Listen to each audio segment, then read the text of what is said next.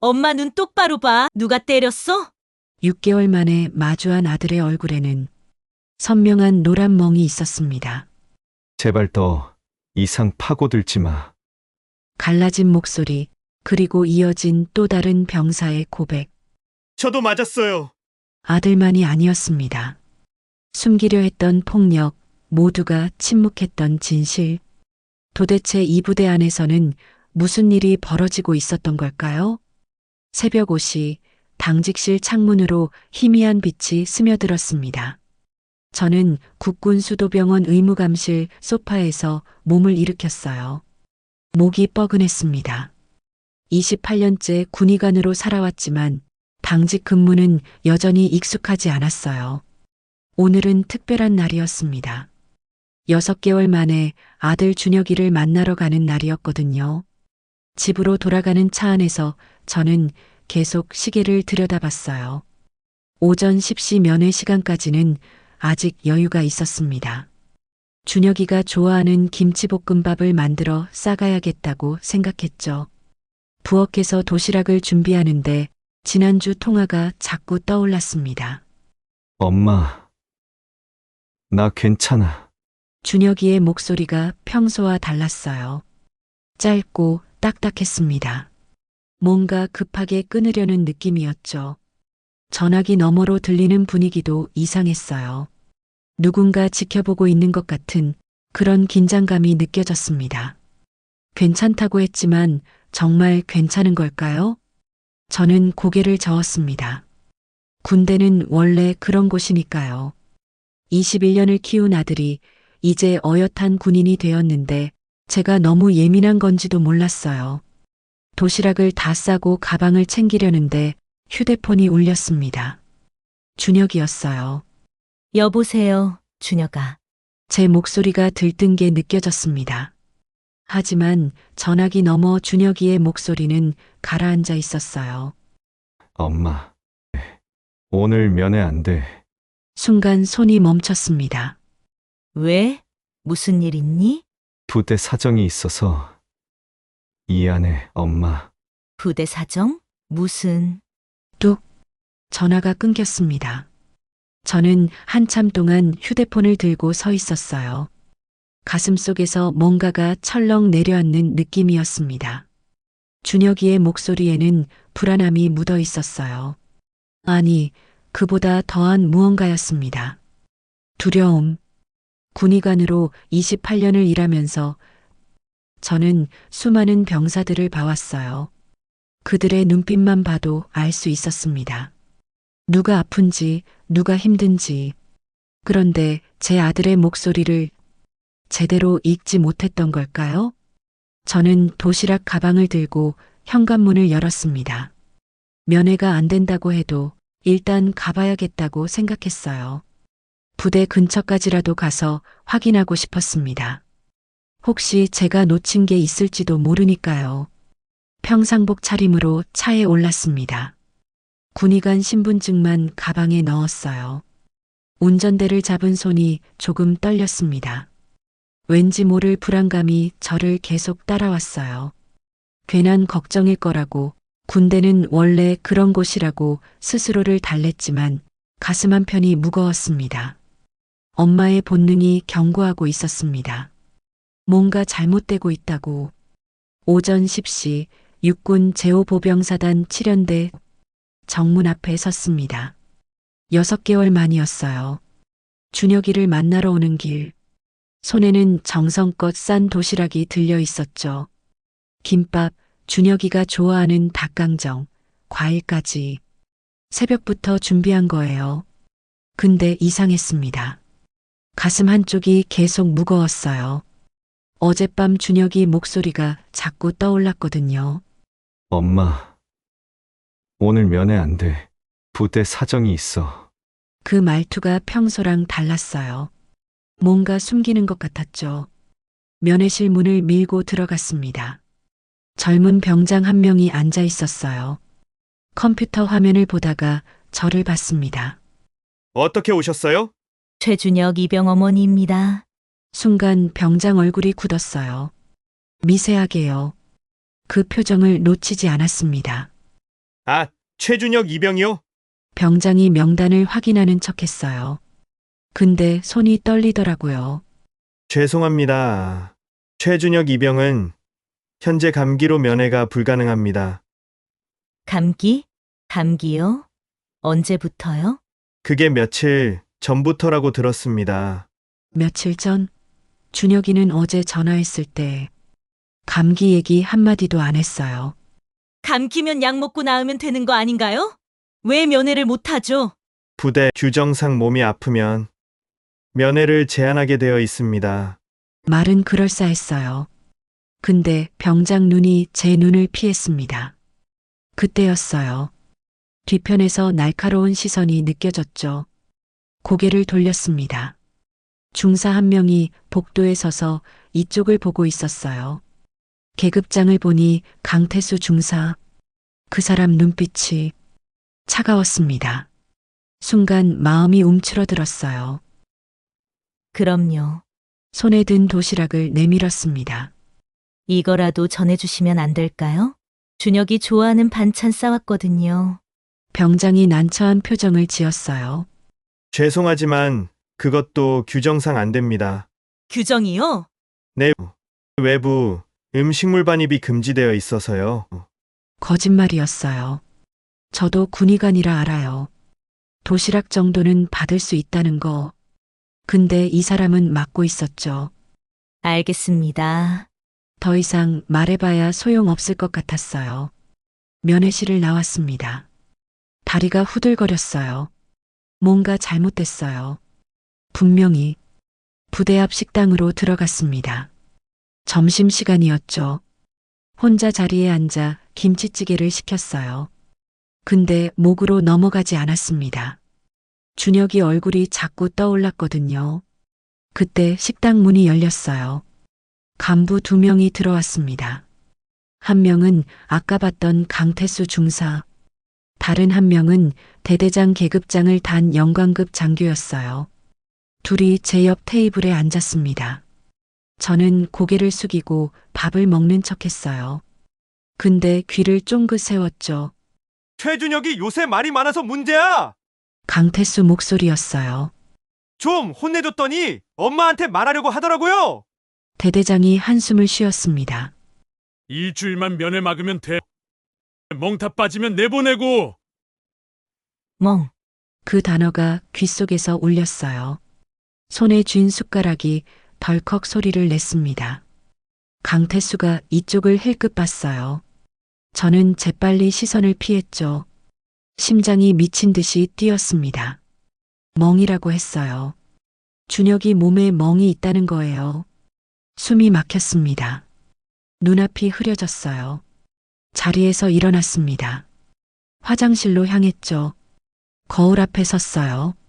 제 얼굴이 새하얗게 질려 있었습니다. 손을 씻었어요. 찬물로 얼굴을 적셨죠. 진정해야 했어요. 준혁이가 맞았어요. 그것도 강태수 중사한테. 식당을 나와 차에 올랐습니다. 핸들을 잡은 손이 덜덜 떨렸어요. 어떻게 해야 하죠? 지금 당장 다시 들어가서 따져야 할까요? 아니면 좀 더 확실한 증거를 잡아야 할까요? 한참을 고민했습니다. 그리고 결심했어요. 내일 다시 오겠어요. 제대로 신분을 밝히고 국군수도병원 진료부장 최민영 대령으로. 더 이상 그냥 엄마로만 있을 수 없었습니다. 시동을 걸었어요. 백미러에 비친 제 눈빛이 달라져 있었습니다. 준혁아, 엄마가 간다. 조금만 기다려. 그날 밤 잠을 한숨도 못 잤어요. 식당에서 우연히 들은 그 대화가 머릿속에서 계속 맴돌았습니다. 멍 다 빠지면 내보내고. 그 한마디가 제 심장을 짓눌렀어요. 준혁이가 맞았다는 건가요? 제 아들이? 새벽 5시, 더는 견딜 수 없어서 침대에서 일어났습니다.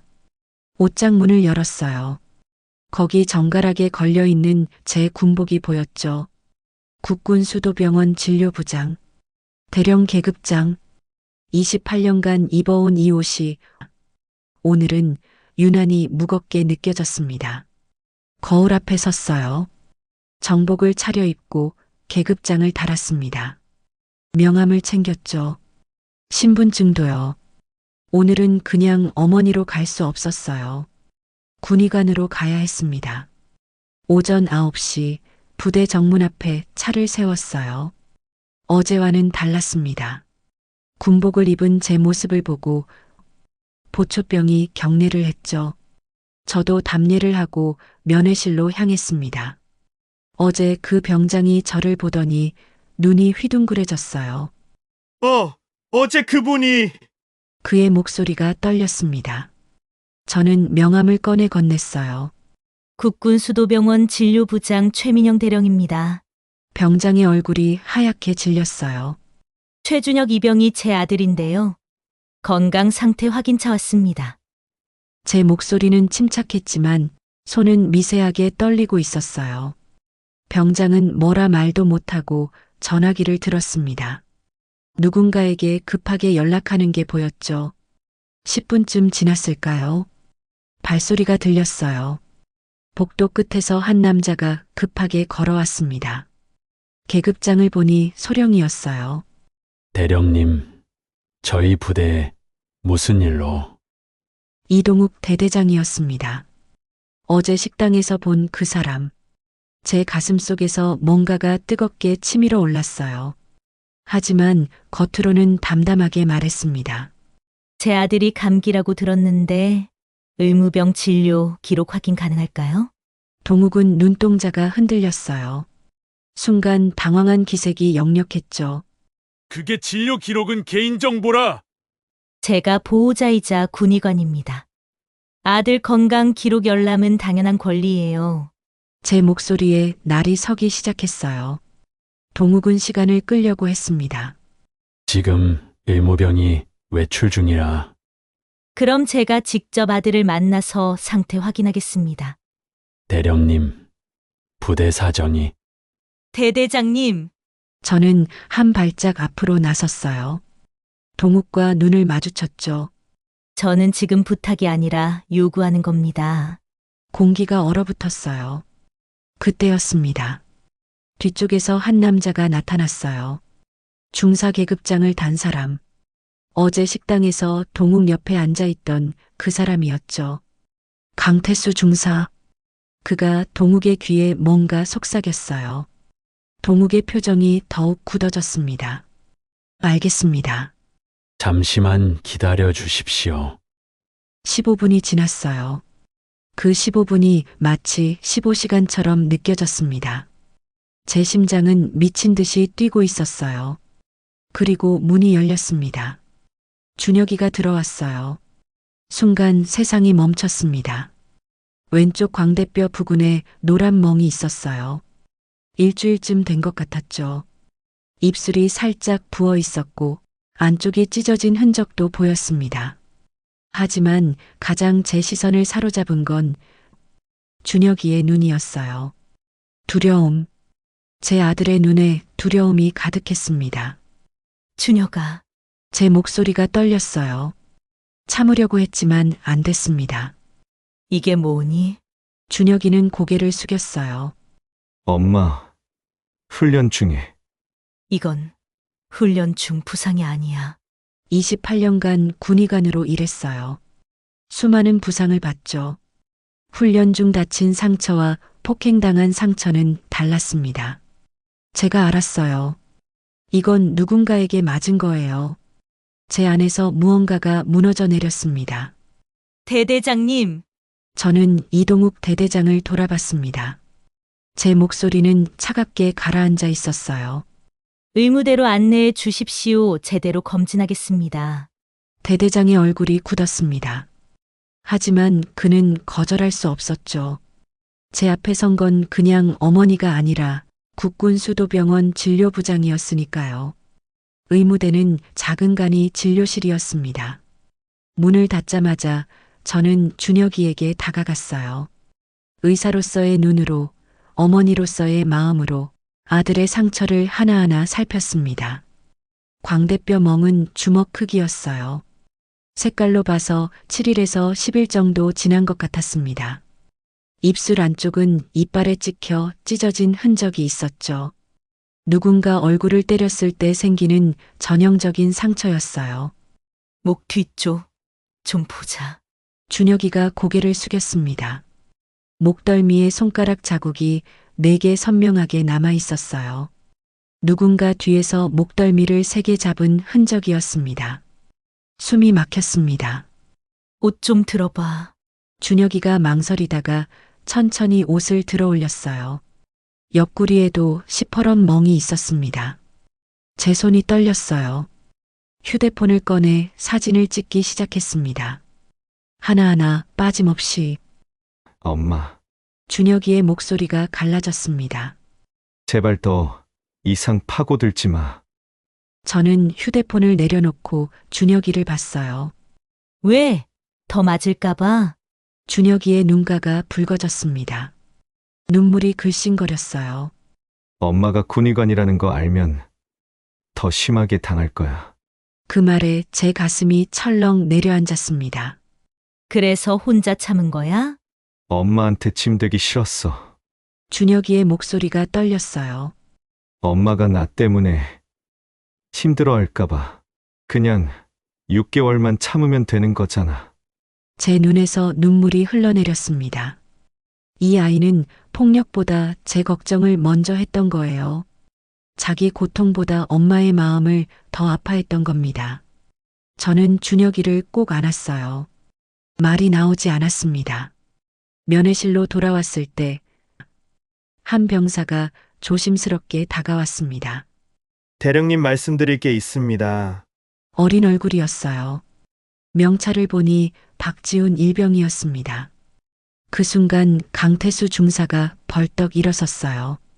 야! 박지훈! 넌 뭐 하는 거야? 그의 목소리가 면회실을 울렸습니다. 지훈이의 얼굴이 하얗게 질렸어요. 하지만 저는 물러서지 않았습니다. 중사님, 저는 차갑게 말했어요. 병사가 말하려는데 왜 막으시죠? 강태수 중사의 얼굴이 일그러졌습니다. 하지만 그는 더 이상 말하지 못했어요. 지훈이가 떨리는 목소리로 말했습니다. 최준영만 당한 게 아닙니다. 저희도. 그는 소매를 걷어올렸어요. 팔뚝에 선명한 멍이 있었습니다. 제 심장이 쿵 하고 내려앉았어요. 이게 끝이 아니었던 겁니다. 다른 병사 2명이 조심스럽게 다가왔습니다.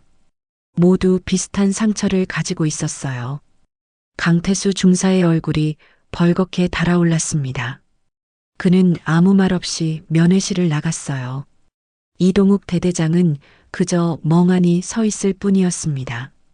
저는 병사들을 하나하나 바라봤어요. 어린 얼굴들이었습니다. 누군가의 아들들이었죠. 이 아이들이 겪은 고통이, 준혁이가 느낀 두려움이 제 가슴을 도려냈습니다. 더 이상 참을 수 없었어요. 대대장님, 동욱 대대장을 불렀습니다. 제 목소리가 예상보다 낮고 단단하게 나왔어요. 집무실에서 이야기합시다. 동욱은 잠시 망설이더니 고개를 끄덕였습니다. 우리는 말없이 복도를 걸었어요. 제 군화 소리가 유난히 크게 울렸습니다. 대대장실 문이 닫혔습니다. 저는 그를 똑바로 바라봤어요. 언제부터 알고 계셨습니까? 동욱의 얼굴이 창백해졌습니다. 그는 입술을 달싹였어요. 저도 최근에 알았습니다. 강 중사가 좀 엄격한 건 알았지만 이 정도인 줄은. 엄격한 것과 폭행은 다릅니다. 제가 말을 자르자 그는 입을 다물었어요. 손가락이 떨리고 있었습니다.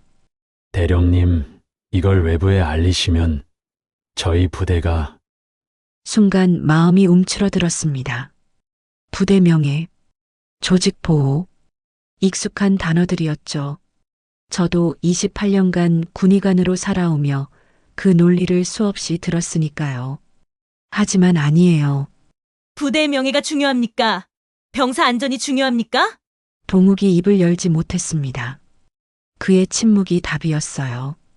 저는 한 발 더 다가갔습니다. 오늘 오후까지 연대장님께 보고하시고 군검찰에 신고하십시오. 대령님께서 직접 하시는 게 더 제가 하면 지휘계통부 시입니다.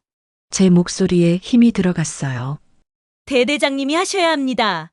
이건 당신의 책임입니다. 동욱의 얼굴이 일그러졌습니다. 그는 책상을 꽉 움켜쥐었어요. 하지 않으시면 제가 국방부 의무감실에 직접 보고하겠습니다. 그 말에 동욱의 어깨가 축 처졌습니다. 오후 3시 연대장실 앞은 긴장감으로 가득했습니다. 저는 복도 의자에 앉아 기다렸어요. 손이 차갑게 식어갔습니다. 문이 열렸습니다. 최민영 대령님 들어오십시오. 연대장은 50대 중반쯤 되어 보였어요. 날카로운 눈빛으로 저를 관찰했습니다. 상황은 파악했습니다. 그의 목소리는 무거웠어요. 즉각 조치하겠습니다. 강태수 중사는 지금부터 병사 접촉을 금지하고 피해 병사 전수 조사에 들어가겠습니다. 제 가슴이 조금 가벼워졌습니다. 군검찰에도 통보하겠습니다. 연대장이 덧붙였어요. 마지막 면회 시간. 준혁이 제 앞에 앉았습니다. 아들의 눈이 붉어져 있었어요. 엄마, 미안해요. 준혁의 목소리가 떨렸습니다. 제가 더 강했어야 했는데. 제 눈에서 뭔가 뜨거운 게 차올랐습니다. 아니야. 저는 준혁의 손을 꽉 잡았어요. 잘못은 너한테 없어. 내가 용기 내서 말해줘서 고마워. 준혁이 고개를 숙였습니다. 어깨가 미세하게 떨렸어요. 이제 다른 후임들도 안전할 거야. 내 덕분에. 준혁이 천천히 고개를 들었습니다. 눈물이 볼을 타고 내려왔어요. 정말요? 정말이야. 저도 울컥했습니다. 부대를 나서는데 휴대폰이 울렸습니다. 모르는 번호였어요. 여보세요? 혹시 최준혁 어머니신가요? 저는 박지훈 어머니입니다. 목소리가 떨리고 있었어요. 저희 애도 맞았다는데 정말인가요? 제 손이 휴대폰을 움켜쥐었습니다. 네, 안타깝지만 사실입니다. 전화기 너머로 흐느끼는 소리가 들렸어요. 지금 조사 진행 중입니다. 절대 넘어가지 않을 거예요. 감사합니다. 정말 감사합니다. 전화를 끊고 차에 앉았습니다. 핸들을 잡은 손이 떨렸어요. 분노인지 슬픔인지 안도인지 알 수 없었습니다. 그냥 한참을 그렇게 앉아 있었어요. 어두워지는 하늘을 보며 생각했습니다. 이제 시작이야. 시스템의 균열은 작았지만 분명했습니다. 그 틈으로 빛이 들어오고 있었어요. 천천히 하지만 확실하게. 2주가 지났습니다. 군검찰 조사 결과가 나왔어요. 강태수 중사는 군사법원에 회부됐고 이동욱 대대장은 직위 해제됐습니다. 피해 병사는 모두 8명이었어요. 8명. 그 숫자를 듣는 순간 가슴이 철렁 내려앉았습니다. 준혁이만이 아니었어요. 다른 아이들도 똑같이 아파하고 있었던 거예요. 제가 조금만 더 일찍 눈치챘더라면, 조금만 더 빨리 움직였더라면 하는 후회가 밀려왔습니다. 조사 과정에서 저는 강태수와 면담할 기회를 얻었어요. 철창 너머로 마주 앉았을 때 그의 눈빛은 제 예상과 달랐습니다. 분노나 적개심 대신 그곳엔 말로 표현하기 힘든 공허함이 있었어요. 저도 10년 전 신병 때 똑같이 당했습니다. 그가 떨리는 목소리로 말했습니다. 제 안에서 뭔가가 툭 하고 끊어지는 느낌이었어요. 그래서 똑같이 한 겁니까? 제 목소리는 생각보다 차갑게 나왔습니다. 제가 당한 것보다는 약하게 했습니다. 이게 군대라고 배웠거든요. 그는 고개를 떨구었어요. 어깨가 미세하게 떨렸습니다. 당신도 피해자였군요. 잠시 침묵이 흘렀어요. 하지만 그게 면죄부는 안 됩니다. 강태수는 울먹였습니다. 그의 눈가가 붉어졌어요. 저도 이게 잘못인 줄 알면서도 멈출 수가 없었어요. 이렇게라도 안 하면 제가 약해 보일까봐, 무시당할까봐. 이제는 끊어야 합니다. 이 악순환을. 제 말에 그는 천천히 고개를 끄덕였습니다. 한 달 후 국방부 병역문화 개선 회의에 참석했어요. 회의실은 긴장감으로 가득했습니다. 여러 장성들과 참모들이 저를 지켜봤어요. 발표를 준비하며 손이 떨렸지만 준혁이 얼굴을 떠올렸습니다. 그 멍든 얼굴을. 의무병 진료 기록을 전산화하고 외부 감독 시스템을 도입해야 합니다. 제 목소리는 회의실에 또렷하게 울렸어요. 병사 상담 시 비밀을 보장하고 익명 신고 시스템을 구축해야 합니다. 두려움 없이 말할 수 있어야 합니다. 석 달 후 준혁이는 부대로 돌아갔어요. 면회를 갔을 때 아이의 표정이 많이 밝아져 있었습니다. 엄마, 여기 분위기 정말 많이 바뀌었어요. 준혁이가 웃으며 말했어요. 그 웃음이 예전처럼 자연스러웠습니다. 후임들이 힘들면 언제든 말하라고 했어요. 우리가 도와줄 테니까. 순간 눈시울이 뜨거워졌어요. 6달 후 저녁식 날이었습니다. 군복을 벗은 준혁이가 제게 다가와 꼭 안겼어요. 엄마, 나 심리학과 가려고요. 응? 군대 트라우마 상담 전문가 되고 싶어요. 나처럼 힘들어하는 사람들 도와주고 싶어요. 제 눈에서 눈물이 흘러내렸습니다. 아이의 등을 토닥이며 말했어요. 좋은 결심이다. 엄마가 응원할게. 1년 후 국방부에서 통계를 발표했습니다. 구타 사건 62% 감소, 병사 상담 신청 건수 340% 증가, 익명신고 시스템을 통한 조기 발견 사례가 크게 늘었다는 내용이었어요. 완벽하지는 않았습니다. 여전히 어둠은 남아 있었어요. 하지만 조금씩, 아주 조금씩 빛이 스며들고 있었습니다. 진료실 책상 위에 놓인 사진을 바라봤어요. 저녁식 날 준혁이와 함께 찍은 사진이었습니다. 환하게 웃고 있는 아이의 얼굴. 치유는 하루아침에 오지 않습니다. 하지만 용기 내서 말하는 순간 치유는 시작됩니다. 저는 그걸 배웠어요. 준혁이가 그리고 그 8명의 아이들이 가르쳐 준 거예요. 그들의 용기가 세상을 바꿨습니다. 조금씩. 하지만 분명히 오늘의 사연은 여기까지입니다. 때로는 침묵이 더 큰 상처를 만들어요. 용기 내서 말하는 것, 그게 치유의 첫걸음입니다. 누군가 힘들어한다면 외면하지 마세요. 여러분의 작은 관심이 누군가의 인생을 바꿀 수 있습니다. 그리고 혹시 지금 힘든 시간을 보내고 계신다면 부디 용기 내서 말해주세요. 여러분은 혼자가 아닙니다.